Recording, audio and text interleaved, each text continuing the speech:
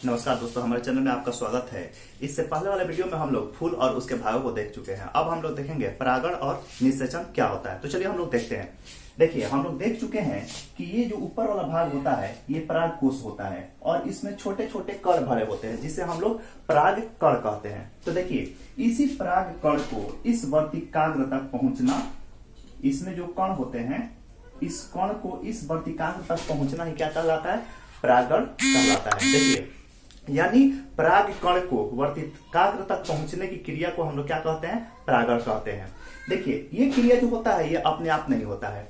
इसे करने के लिए बहुत सारे ऐसे कारक होते हैं जिसके कारण परागण की क्रिया फूलों में होती है। जैसे में कीड़े मकोड़े हो गए, पक्षी हो गई, बड़े जीव जंतु हो गए, पानी हो गया, हवा हो गया, ये सारे कारक द्वारा क्या होता है? परागण की क्रिया होता है। तो चलिए हम उन सबको देखते हैं कि परागण की क्रिया कैसे होता है। आप लोग देखे होंगे कि मधुमक्खियां और भौरे बहुत सारे फूलों पर बैठते रहते हैं और ये भी हम लोग देखे हैं कि मधुमक्खियां और भौरे के पैरों में क्या होता है कि छोटे छोटे रुए होते हैं, कांटे जैसे। जब वो फूल पे बैठते हैं तो यही पराग कण जो है वो क्या होता है कि उनके पैरों में चिपक जाता है और फिर जब वो उड़ते हुए यहां से टहलते हुए जब यहाँ पे आते हैं वर्तिकाग्र पे, तो ये यहाँ पे जो होता है यहाँ पे इसमें चिपचिपा पदार्थ होता है और ये उसके पैरों से ये कण जो होते हैं वो यहाँ पे चिपक जाते हैं और चिपक कर फिर इससे होते हुए ये नीचे आ जाते हैं, अंडाशय तक आ जाते हैं, जिससे क्या होता है कि इसमें निषेचन की क्रिया होता है।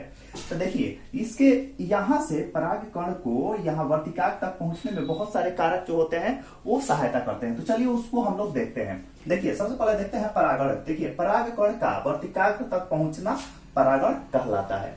अब देखिए, परागण की क्रिया कौन कौन से जीवों द्वारा होता है। तो सबसे पहले देखिए एंटोमोनोफिली। देखिए, ये कीटों द्वारा होता है, यानी कीट में जैसे मधुमक्खी, भौरे, ये सब जो होते हैं वो उनके पैरों में बताया कि चिपक जाते हैं और वो वर्तिकाग्र तक आ जाते हैं। उसके बाद से दूसरा देखिए ऑर्निथोफिली, यानी पक्षी द्वारा। देखिएगा, कभी कभी पक्षी जो होती है वो भी क्या होती है कि फूलों पर बैठती है और फूल पे बैठती है, ये जो परागकोश होते हैं यहाँ पे बैठती है और उनके पैरों में परागकण चिपक जाते हैं। किसी कारण से वह यहाँ पे आती है जिससे यहाँ के कण इसमें आ जाते हैं, वर्तिकाग्र में आ जाते हैं, जिससे इसमें निषेचन होता है। तीसरा देखिए एनिमोफिली, हवा द्वारा। क्या होता है कि कभी कभी हवा के झोंकों द्वारा, जैसे अनाज हो गया, जैसे गेहूं हो गया, धान हो गया, मकई हो गया, इन सब में निषेचन कैसे होता है? इन सब में निषेचन कीड़े मकोड़ों द्वारा नहीं होता है या पक्षियों द्वारा नहीं होता है। क्या होता है कि अगर बहुत बड़े बड़े मात्रा में खेतों में गेहूं लगा हो तो उसमें कीड़े मकोड़े कितना निषेचन करेंगे? सब पे क्या उड़ कर बैठेंगे? नहीं। इसमें क्या होता है कि हवा के झोंकों द्वारा होता है। हवा जब चलता है तो एक में एक उसके जो डंठल होते हैं वो सटते हैं, जिसके द्वारा परागकण जो होता है वो उसके वर्तिकाग्र तक पहुंच जाता है, जिससे उनमें क्या होता है कि निषेचन होता है। अब चौथा देखिए हाइड्रोफिली द्वारा, यानी जल द्वारा। ये जल द्वारा होता है उनमें जो जलीय पौधे होते हैं उनमें क्या होता है कि जल का जब लहर चलता है जिसके द्वारा वो एक से एक पौधे हिलते हैं और उनका जो परागकण होता है वो वर्तिकाग्र तक पहुंच जाता है, जिससे उनमें निषेचन होता है। उसके बाद से 5 नंबर देखिए जूफिली द्वारा, यानी बड़े जीव जंतुओं द्वारा। देखिए, इसमें क्या होता है कि आप भी कभी देखे होंगे कि जैसे आप पार्क वगैरह में जाते हैं तो देखते हैं कि बहुत सारे फूल वगैरह लगे होते हैं, तो आपको ऐसे हाथ को ऐसे सहलाते हुए चले जाते हैं। तो आप हाथ से जब सहलाते हुए आगे तक बढ़ते जाते हैं तो एक फूल से परागकण जो होता है वो आपके हाथ में लगकर दूसरे फूल तक चला जाता है, जिसके कारण उसमें क्या होता है कि पराग कणों का ट्रांसफर हो जाता है, यानी पराग कोश से वर्तिकाग्र तक उस पराग कणों का ट्रांसफर हो जाता है, जिससे उसमें क्या होता है कि निषेचन होता है। और देखिए, इसमें सबसे बड़ा जो जीवों द्वारा जो निषेचन होता है वो सबसे बड़ा जो फूल होता है रेफ्लेसिया, उसमें जो होता है वो हाथियों द्वारा होता है। जैसे हाथी जो होती है वो रेफ्लेसिया अपने सूंड द्वारा रेफ्लेसिया का रस को चूसती है और जब रस को चूसती है तो उसके मुंह में जो सूंड होता है उसमें चिपचिपा पदार्थ लग जाता है और उसमें का जो परागकण जो होते हैं वो सट जाते हैं और फिर दूसरे फूल में जब जाकर चूसती है तो वो जाकर उसमें सट जाते हैं, जिसके कारण उन दोनों फूलों में क्या हो जाता है कि निषेचन की क्रिया हो जाती है, परागकणों का उसके वर्तिकाग्र तक ट्रांसफर हो जाता है। तो चलिए, इतना क्लियर हो गया। इसके बाद से हम लोग पढ़ेंगे कि परागकण कितने प्रकार के होते हैं। चलिए उसको हम लोग देखते हैं। इसको अगर स्क्रीनशॉट लेना चाहे तो आप लोग ले सकते हैं। चलिए हम उसको देखते हैं। परागण 2 तरह का होता है, एक होता है स्वपरागण और दूसरा होता है परपरागण। तो देखिए, चलिए देख रहे हैं स्वपरागण क्या होता है और परपरागण क्या होता है। देखिए स्वपरागण वो होता है जो एक ही पौधे में पराग कणों का एक ही पौधे में पराग कणों द्वारा क्या हो जाना, निषेचन हो जाना, वो स्वपरागण कहलाता है। जैसे एक ही पौधे में पराग कण को किसी कारण से दूसरे फूल में चले जाते हैं, एक ही पौधे के फूल में, तो वो स्वपरागण होता है। और परपरागण वो होता है जैसे इस पौधे से दूसरे पौधे में उसके पराग कणों को चला जाना, या दूसरे पौधे से इस पौधे में उसके पराग कणों का आ जाना, यानी एक पौधे से दूसरे पौधे में पराग कणों का जाना परपरागण कहलाता है। और स्वपरागण यानी एक ही पौधे में निषेचन, अपने पराग कणों द्वारा ही निषेचन हो जाना स्वपरागण कहलाता है। यहाँ पे देखिए इस फूल के पौधे में यानी पराग कणों का इस फूल से इस फूल में जाना, ये दोनों एक ही पौधे हैं, ठीक है।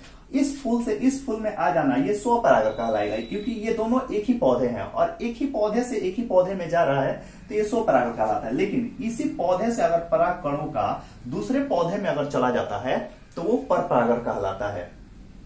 तो इतना क्लियर हो गया, आप लोग परागण समझ गए। अब हम लोग पढ़ेंगे निषेचन, कि निषेचन क्या होता है। देखिए निषेचन इसके बाद हम लोग पढ़ेंगे। चलिए इतना क्लियर हो गया तो इसको आप लोग नोट कर लें, उसके बाद हम लोग निषेचन देख रहे हैं। देखिए निषेचन समझने से पहले हम कुछ और जानकारी ले लेते हैं। जैसे देखिए गैमेट यानी युग्मक क्या होता है, जाइगोट युग्मनज क्या होता है, और एम्ब्रॉय भ्रूण क्या होता है। देखिए हम लोग जानते हैं कि मेल का जो पार्ट होता है, प्रजनन पार्ट जो होता है, जिसे स्पर्म बोलते हैं, और फीमेल में ओवम होता है। तो देखिए जो मेल में स्पर्म होता है और फीमेल में ओवम होता है, दोनों को मिल जाने को हम लोग बोलते हैं युग्मनज यानी जाइगोट बोलते हैं। और ये जो अब दोनों अलग अलग होते हैं, मेल में और फीमेल में जब अलग अलग होते हैं, मेल में स्पर्म और फीमेल में ओवम जब अलग अलग होते हैं, तो उसको बोलते हैं गैमेट यानी युग्मक। और दोनों जब आपस में मिल जाता है तो उसको बोलते हैं युग्मनज यानी जाइगोट बोलते हैं, ठीक है। और यही जाइगोट जब बड़ा हो जाता है तो उसे हम लोग बोलते हैं भ्रूण, एम्ब्रॉय। अब देखिए फूल में क्या होता है, फूल का मेल पार्ट जो होता है वो होता है परागकोश यानी परागकण, और ये परागकण जो होता है परागकण को, और फूल का जो फीमेल पार्ट जो होता है वो अंडाशय होता है। परागकण को अंडाशय के अंडे से मिल जाने को हम लोग क्या बोलते हैं, इसको बोलेंगे हम लोग जाइगोट यानी युग्मनज बोलेंगे। और इसके परागकण को अलग और अंडा को, फूल के अंडा जो होते हैं अंडाशय में, उसको अलग, या दोनों को अलग अलग हम लोग युग्मक बोलेंगे। और जब दोनों मिल जाएंगे तो उसको युग्मनज बोलेंगे। और यही युग्मनज जब मिलकर जब बड़े हो जाएंगे तो उसको हम लोग भ्रूण बोलते हैं। और वही भ्रूण विकसित होकर क्या बनता है, बच्चा बनता है यानी फल बनता है।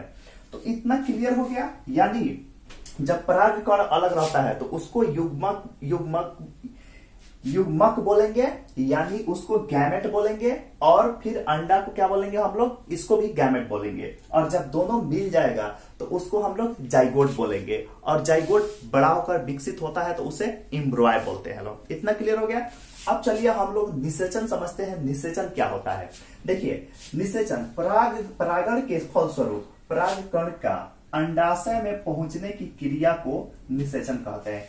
यानी परागण जब होता है तो उसके फलस्वरूप जो परागकण होते हैं वो अंडाशय में क्या होते हैं कि नीचे उतरते हैं। यानी यहां से जो परागकण होते हैं वो यहां से आते हुए नीचे उतरते हैं, यहां अंडाशय तक आते हैं। तो इस क्रिया को हम लोग निषेचन बोलते हैं।